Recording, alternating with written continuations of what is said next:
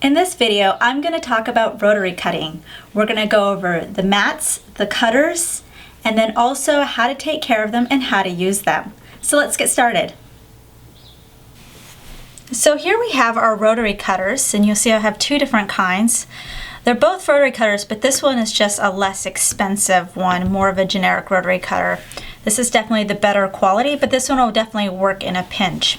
So you'll see this is the blade part, and I know it looks exactly like a pizza cutter, but if Leonardo comes over and he needs to borrow something to cut his pizza, don't let him use this. It's very sharp and it's meant only for fabric.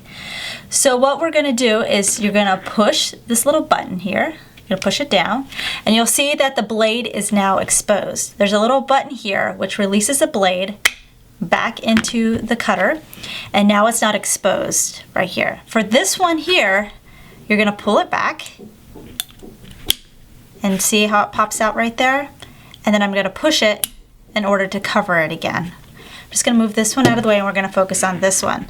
Now the one thing you have to know about these, the blades are extremely sharp. Once you cut something and you're like this and you're done, even if you're just putting it down for a second, push the button and release it. Never grab it from over here because it will cut you, and anybody who's used these for an extensive amount of time has probably accidentally cut themselves. I know I have. So you always want to make sure you never leave this laying around with the blade exposed. Just get in the habit of pushing this button as soon as you make your cut and you're done. Also, the nice thing about rotary cutters is that when your blade starts to get dull, and like scissors, you're never going to want to use paper or anything else but fabric to cut it, so it'll stay sharp for a while. But sometimes they do start getting dull and stuff. Instead of buying a new cutter, you can just replace the blades. Now this one is really hard to see, but it'll say 45 mm. That's the size of the blade that you'll need to buy. If you go in the fabric store where these are sold, you'll see a bunch of blades. On the back, there's a screw. You just undo the screw, and you lift it out like that, and there's the blade. So you could just put a new one in, and you put it back, screw it, and there you are. And then you're good to go with your rotary cutter. If you're going to be using the rotary cutter, you're definitely going to need to get a rotary cutting mat. Never just start cutting directly on your table, because you'll definitely start getting scratches in your table from the blade, and you also start dulling the blade that way. So the nice thing about these mats is that they're self-healing. They're specifically made to use with the cutter, so you're not going to get large gashes in them. They're really nice, but you're going to need to take really good care of them.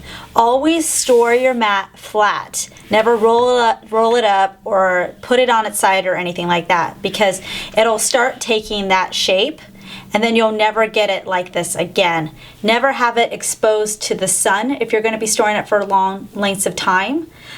Because the sun will start to warp the plastic, and you just want it to stay as nice as possible for as long as possible. I've had this mat for over 10 years, so you can see it's still in really great shape. So you just really want to take good care of your stuff so you can continue to use them and enjoy them. So I'm now going to show you how to use the rotary cutter. We're going to cut out strips out of this fabric here, and I have my little plastic ruler, which makes it nice that I can line it up and then use my rotary cutter to follow right along the ledge here. So it just makes it really neat to use. So here's my fabric. It's actually folded in quarters, so it's folded in half, then folded in half again, just so it doesn't go past the edge of my ruler here. And what I'm going to do is on the bottom fold here, I'm going to line it up on this yellow line right here. This is so that I know that it's straight. Each one of these big lines is an inch. So I'm going to line it a little bit past one of these vertical lines here. And this is because it's not perfectly straight, and you always want to start with a straight edge.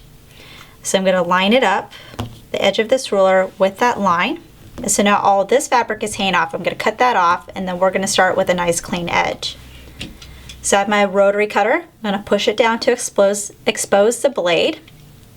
And when you're cutting, I think these are meant to be cut in your right hand. This is so the blade is as close to possible with the edge of your ruler here. So it can get as close to that as possible.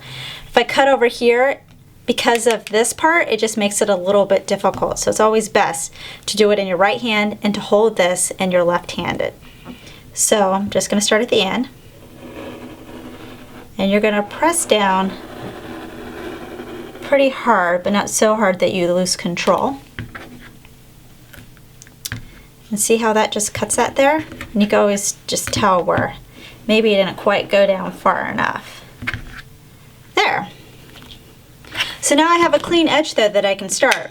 What's nice about rotary cutting is it's perfect if you're doing something like quilting and you need a lot of strips or squares or whatever. So if I needed to do a 2-inch strip, all I need to do, so here's the beginning, and I'm going to go 1, 2, so that's 2 inches there. So now I'm going to line up my ruler, and you can either line it up with your vertical line here, or the bottom edge can be perfectly lined up with my bottom line here, so that way I know it's perfectly straight. I'm going to hold it with my left hand. I'm going to expose the blade.